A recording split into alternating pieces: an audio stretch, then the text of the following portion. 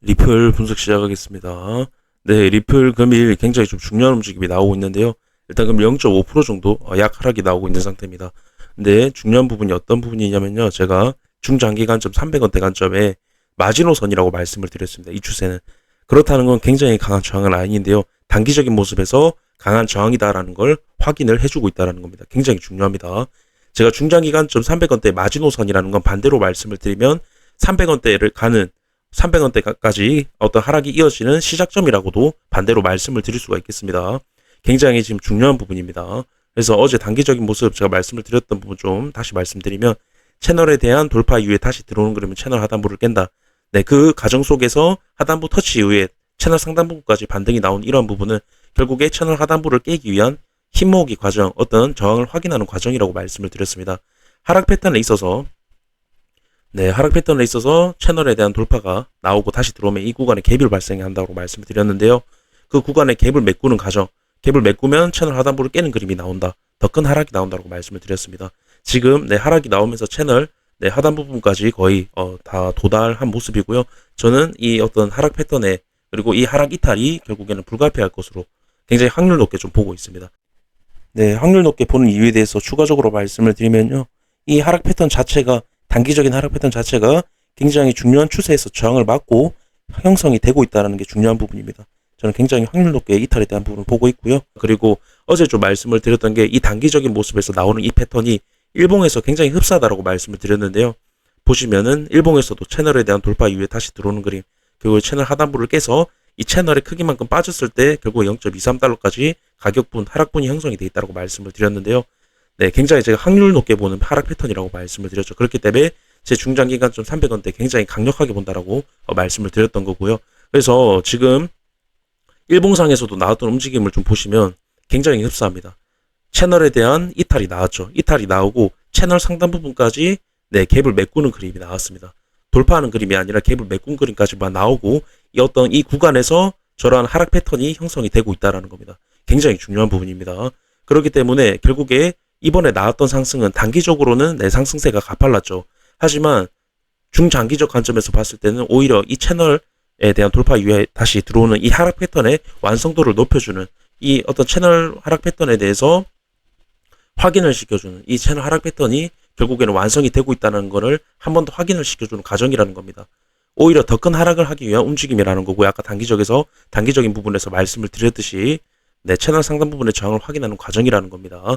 결국에는 채널 하단부를 이탈하는 그림이 나올 거다. 그렇게 좀 말씀을 드리고 싶고요. 그래서 제 중장기관점 굉장히 강력하게 본다고 말씀을 드린 겁니다.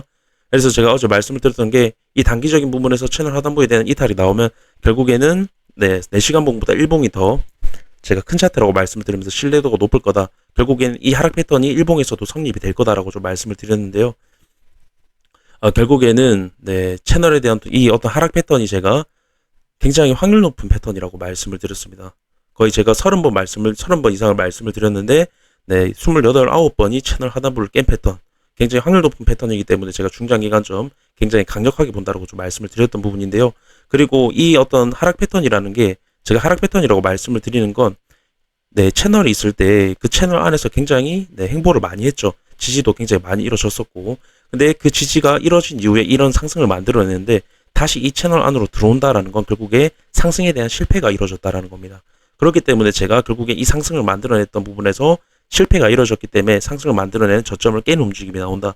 즉 가야 할 자리에서 가지 못하고 상승 실패이기 때문에 결국에 더 큰 하락이 나온다라고 말씀을 드리면서 이 자체가 하락 패턴이라고 말씀을 드렸는데요. 굉장히 확률 높은 패턴이라는 겁니다. 저는 강력하게 결국에 이 채널 하단부 그리고 더 큰 하락으로 이어지는 시작점이라고도 말씀을 저는 드릴 수가 있겠습니다. 그렇게 좀 말씀을 드리고요. 또 중요하게 보셔야 될 건 비트코인 상황입니다. 비트코인 상황인데요. 제가 비트코인 35.8 굉장히 강한 저항 라인이라고 말씀을 드렸는데 금일 36K까지 터치가 나오고 지금 지지받지 못하고 하락이 나오고 있는 상황입니다. 일단 저는 비트코인이 불트랩으로 본다라고 좀 말씀을 드렸는데요. 불트랩이라는 건 결국에 상승 힙소, 이 추세에 대한 돌파가 결국에는 상승 힙소다. 그렇게 제가 좀 말씀을 드리면서 결국 이 추세 밑으로 빠질 거다라고 말씀을 드린 부분이 있습니다.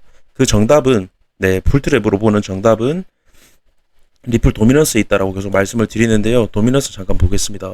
계속 강조를 드리는 부분이지만 도미넌스는 이미 채널에 대한 돌파 이후에 채널 하단부, 그리고 채널 이탈 이후에 채널 하단부, 그리고 채널 하단부 이탈에 대한 되돌림까지 나오고 있는 상태라고 말씀을 드렸습니다.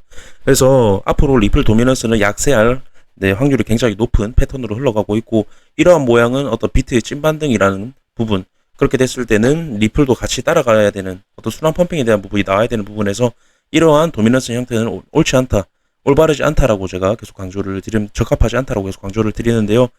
결국에 해당 부분에 저는 비트 찐반등이 아니라는 부분이 정답이 있다라고 생각을 하고요. 그리고 중요하게 보셔야 될 건 리플 지금 채널 상단 부분 굉장히 중요한 구간이라고 말씀드린 부분 터치와 동시에 채널 하단 부분에 대한 되돌림 정확하게 두 개의 시기가 굉장히 비슷하다라는 겁니다. 그리고 비트의 35.8에 대한 저항 확인까지 이 세 가지의 동시에 저항을 확인하는 과정은 분명 무시할 수 없는 부분이다.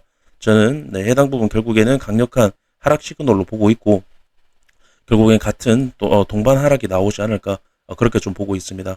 그래서 제 관점, 이전에 말씀을 드렸던 어떤 단기적인 중장기 관점 굉장히 저는 지금 부분에서 확률 높게 보고 있다라는 부분 한 번 더 강조를 드리면서 영상 마무리하도록 하겠습니다. 감사합니다.